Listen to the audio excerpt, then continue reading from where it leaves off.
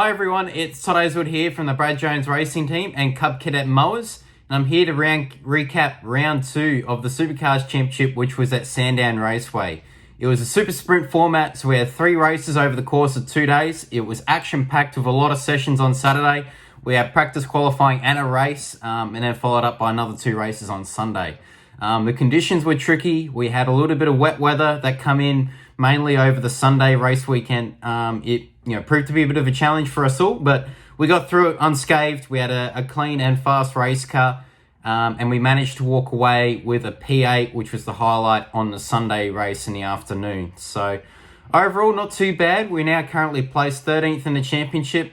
So we didn't lose or gain any positions, funny enough, but the positions from probably 5th all the way up to 18th are very close at the moment. So no doubt we'll be pushing hard for which is the next round of the championship at Tasmania in 2 weeks' time.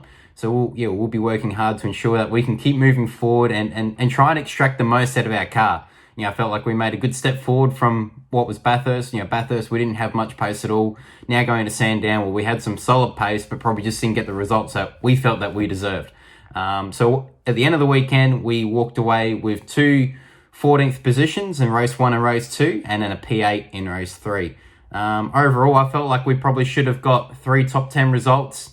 A few things didn't go away in the first 2 races. In race 1, we're actually positioned inside the top 10 for most of the race. We actually elected to pit early, and by doing that, we're actually trying to save tyres, believe it or not, for the Sunday. So we expected not to get as much weather as what we did on Sunday with the wet weather. So having that fresher tyre advantage was going to help us and pay off on Sunday, we believe, by pitting earlier on Saturday. But it wasn't the case, and that really hurt us. So we lost probably about 5 positions in the last 6 laps of the race on the Saturday. So as I said, we're comfortably sitting inside the top 10, but just everyone else is on a bit of a different tyre strategy, and we lost out. That was a missed opportunity for us to capitalise a good result, because we started 15th, raced forward, and we had a fast car, but just got caught out on the tyre strategy there. So Sunday morning, I should say, it was wet weather.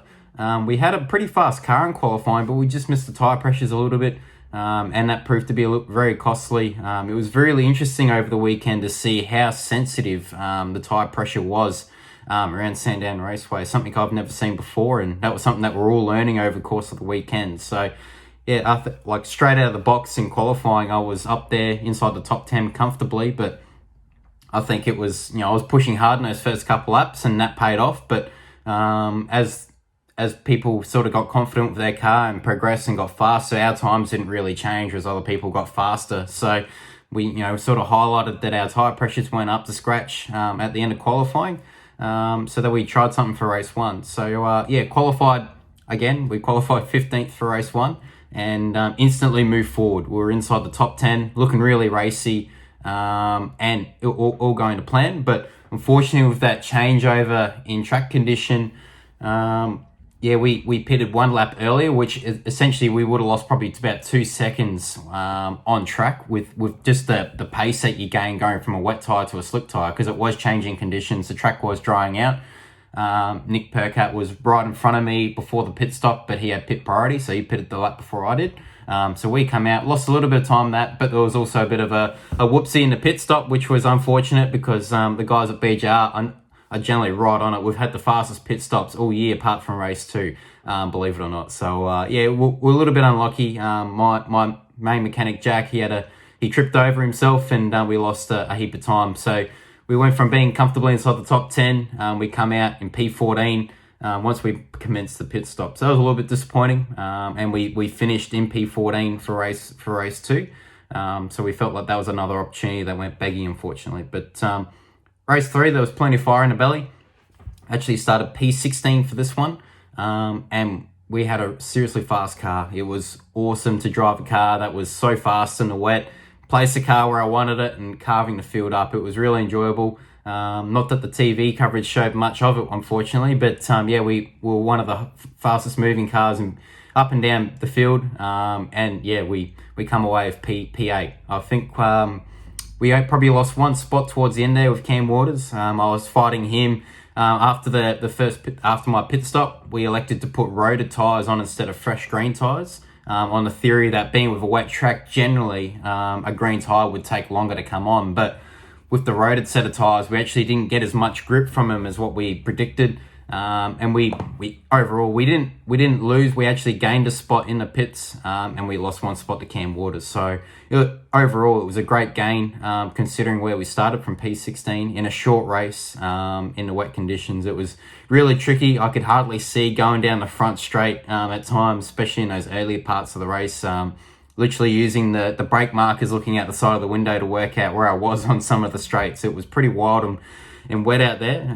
But yeah, super thankful to have a fast car, and really appreciate all the hard work from the boys at PJR for putting in the hard yards, and we got there towards the end of the weekend. So it was nice to walk away with a solid top 10 result at the end of it all. But obviously when you look back in reflection, you always know there can be more in it. I think if we qualified better in the wet, we could have been on for a really good result. And overall, if we didn't have the couple mishaps with a little bit of strategy in race 1 and the pit stop in race 2, we could have had a really strong weekend with a solid top 10 results, which would have made us look really nice in the championship. But we know that we've got that up the sleeve for the next round, heading to Tasmania. I think that's going to be a round that's going to suit our car really well. So looking forward to getting down there. I've never driven the BJR car at Tasmania before, so looking forward to the challenge and seeing what we can achieve. But overall, just want to say a special thank you for all your kind and continued support. It is greatly appreciated. Hopefully, we can get this little monkey off the back of ours that's been hurting us over the last couple of rounds, and we can start putting in some top 10 and standout performances. It's actually my 100th race coming up at Tasmania as well, so it's going to be quite a special milestone. Hard to believe it's 100 races already. So yeah, hopefully we can match that milestone moment with a standout performance. That's something I'll be working hard on in between now and then.